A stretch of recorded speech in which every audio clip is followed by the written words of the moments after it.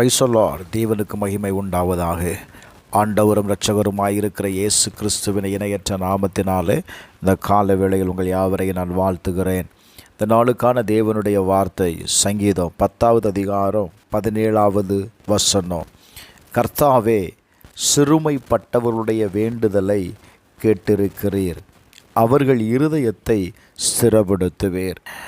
என அன்பானவர்களே, இந்த வார்த்தையை நாம் கவனிக்கும்போது இந்த சங்கீதம் துன்புறுத்தப்படுகிற நீதிமான்களின் செபமாயிருக்கிறது. அநியாயம் நடக்கும்போது தீயவர்கள் வெற்றி பெறுவது போல தோன்றும் நேரத்தில் நீதிமான்கள் கடவுளிடம் உதவி கேட்கிறார்கள். இந்த சூழ்நிலையில் இந்த வசனம் ஒரு உறுதியான நம்பிக்கையை தருகிறது. அது என்ன அப்படின்னா, தாழ்மையானவர்களின் குரல் வீணாகாது. நான் இப்படி சொல்லுவேன், அநேக நேரத்தில் நாம் நெருக்கப்படும் போது நம்மை துன்புறுத்துகிறவர்கள் நன்றாக இருப்பார்கள். நமக்கு என்ன தோணும், நாம் இவ்வளவு ஜெபிக்கிறோம், இவ்வளவு போராட்டத்தில் இருக்கிறோமே, அவங்க நல்லா இருக்கிறாங்களே. நல்ல கவனிங்க, வேதம் சொல்லுகிறது, தாழ்மை உள்ளவனுடைய ஜெபத்தை கர்த்தர் கேட்கிறார். கர்த்தர் ஒருபோதும் ஜெபத்தை புறக்கணிக்கிறவர் அல்லங்க.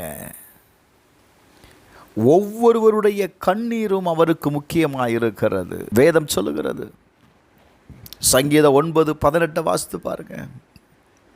எளியவன் என்றென்றைக்கு மறக்கப்படுவதில்லை, சிறுமைப்பட்டவர்களுடைய நம்பிக்கை ஒருபோதும் கெட்டு போவதில்லை.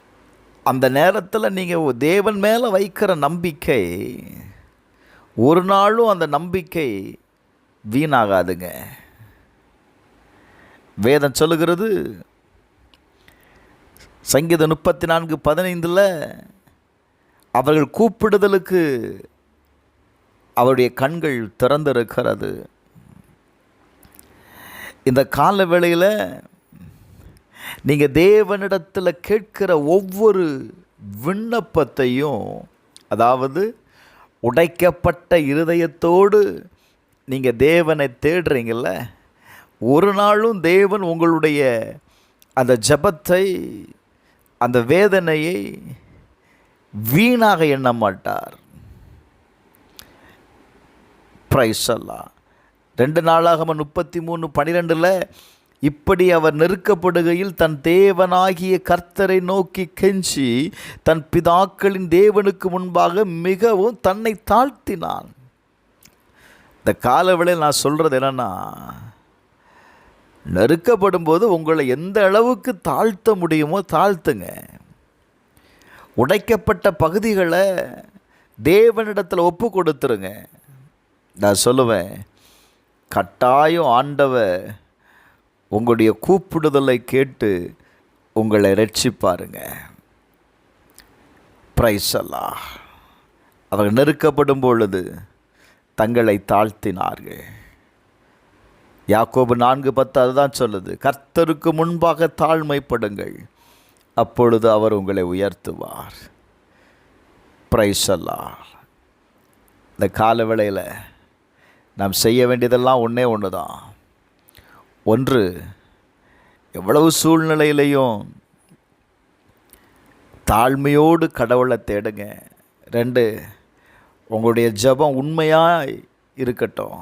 3, உங்கள் வாழ்க்கையில் பதில் வராத போதும் கர்த்தரிடத்தில் நம்பிக்கையாயிருங்க.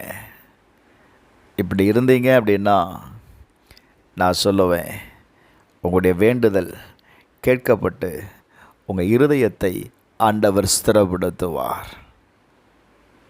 செபிப்போமா? பரலோக பிதாவே, இயேசுவின் நாமத்தில் செபிக்கிறப்பா, இந்த கால வேளையில் இருதயத்தின் பாரத்தோடு வேதனையோடு உம்மை நோக்கி கூப்பிடுகிற ஒவ்வொருவருடைய இருதயத்தையும் என் ஆண்டவர் ஸ்திரப்படுத்தும், தைரியப்படுத்தும், அவர்களுக்கு வேண்டிய சமாதானத்தை கட்டளையிடும். இயேசுவின் நாமத்தில் பிதாவே, ஆமென்.